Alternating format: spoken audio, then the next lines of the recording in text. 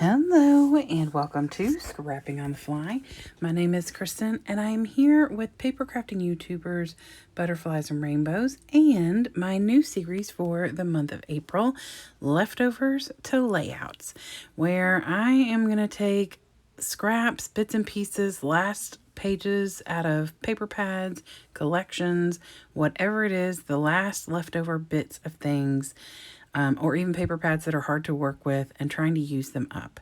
And I am so excited because some of my scrappy friends are following along and creating this month too. So there will be a list of all of the people who will be hopping off and on through the month. No set days, just whenever they feel like getting some stash out of their piles and bins and boxes and containers. I am so excited. So they will be listed below. I am starting off with Bo Bunny's Beautiful Things. I do still have more of this collection that I'm trying to get rid of. Not get rid of, but get used up. But this is what's going to work for the hop for today, which is Butterflies and Rainbows. And so I have these two gorgeous papers from this collection, which I feel encompasses those two requirements. And I'm documenting a picture of my cousins. So, like I said, these are two different papers. I have the paper pad. There's like 3 papers left in it, but they're all one like tone, which did not go with what I'm working with here. So that'll be another day. Maybe not on camera, but I will definitely be using that up. So I've gone through, pulled as much stash as I can out of the embellishments. And so those are here attached, but there are still some in that purple container to the right. But these are the ones that I really wanted to use that I felt were going to fit the colors and, of course, the pictures. And then I have packaging that I want to try and get used up this month. And, of course, these cute little puffy stickers. So here are the embellishments. Some of these are from a sticker book. Some of them are from an embellishment kit. I do really want to fussy cut that green paper and try and use that yellow paper. So I don't know exactly at this point what's happening. So I have my papers, my embellishments, my leftovers, this great picture, and some ideas. So let's see how this goes. So first things first, I did decide, I'm not kidding guys, this is winging it for me, which is pretty typical. I've said that before. When I don't have a sketch or something to go by, or a layout that I'm scrap lifting, I wing it. No pun intended with all those butterflies. So after I got started, I decided I was going to do a half and half and cut my papers at 5 3/4 wide and 11.5 long, so that I could use this white background paper just to bring it all together. And so I got that laid down, and now I'm taking all those scraps that I was sharing with you, all but a few, and I'm going to lay them all down here and make a multicolored mat for the picture. Now I've already matted it on that pinkish raspberry paper that was a little bit bigger. It was the only piece of scrap that I had from this collection that would have been big enough to actually mat my layout. But a lot of times, even if I don't have a full amount, this is what I'll do. I'll lay a bunch of scraps down, put some adhesive on the pick on it, just like you're going to see me do here in a second, and use that as my mat. So if you don't have a full piece of paper, you can do this right here. So I just use double-sided tape and keep all those together. And then I put the picture down, and then I'm going to cut. And I could have cut like wonky and made longer strips and things, but I really just was looking for a wider frame for my picture. So that is what I did, and I love how it turned out. It's like lots of pinks and peaches. And I added a little splash of black floral in there. So I felt like that was good. And then I had this little strip like right here, and I wanted to do something to cover the seam from where these two papers are meeting up. So I take this piece that's not long enough, so I went ahead and cut it because I'm going to cover this space. It's almost long enough. It's like an inch or something off maybe. So I get that down on there. And then I'm going to start working with my picture. Oh, it's not even an inch. It's like not even a half inch. So I was debating originally if I was going to put the picture completely on the butterflies because of the pattern paper.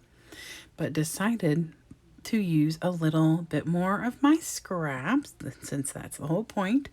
And I pull that yellow scrap that had the floral on it and this pink scrap, and I'm going to use those to give myself a little bit of a difference between all that pattern paper I just used for matting and that rainbow-esque pattern paper in the background. So, and I love how this turns out. Now, mustard yellow is not normally my color, but first of all, it adds a pop of a color that's really only introduced slightly in that top corner, and I think a little bit more in the bottom. I can't see the bottom. If y'all ever have used iMovie, there's a little strip at the bottom with your recording strip, and you can't see the bottom part of your layout. So now I'm going to fussy cut this really pretty paper. And when I say pretty, I mean it's pretty because of the color and the copper on it, not because it has bugs all over it, okay? That is my one thing about this collection that I wasn't a fan of, is there's lots of bugs. So I did an outdoor layout to use up as many of the bugs as I could. But I had this piece of paper, and so I cut out the two that are butterflies. One is a half, and it's up at the very top right now. And the other one I'm going to use down there in the bottom right of the picture. And the others, I decide, instead of wasting them, I'm going to cut them out and tuck them in just past the point to where you can't see the little legs and stuff of all those creepy bugs. And I actually am really happy with that, because then it brings that copper color all around the layout. And I get that stuff used up, so I don't feel like I'm wasting, but I'm not putting bugs on my layout. So I pulled these two little frames off of one of the sticker sheet pages, and I fill the space that is empty with that paper, and then just trim around it, so all you see is that little bit of that paper. And I used the same pattern paper on the back of both of them because I like that. It was a pretty pattern. It didn't take too much away from anything else, and it was really the only one that I preferred to use. I've also used it on the top and bottom of my picture matting, so I think it just ties it all together. So I'm trying to find the perfect place for it. I do end up flipping the teal frame with the pink one, kind of sticking with the color strips. And then I take this black butterfly and tuck this big circle down underneath. And then I am going to pull off, oh, it's already pulled off, and I've already used some tape on it, the butterfly like notebook paper. So I'm just adding some words and getting those on here. And I'm kind of keeping with the same color concept with the teal at the bottom and that peachy pink color at the top. And I am super excited with how this is turning out.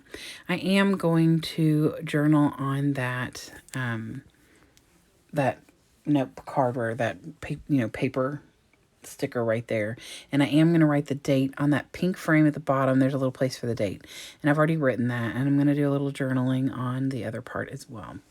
So I pulled this bit up because it was going to get covered with that paper, and so I tucked it down here, and then I'm going to cover the bug with this little word that says beautiful. And I got a couple more things I want to add in. Trying to find homes for.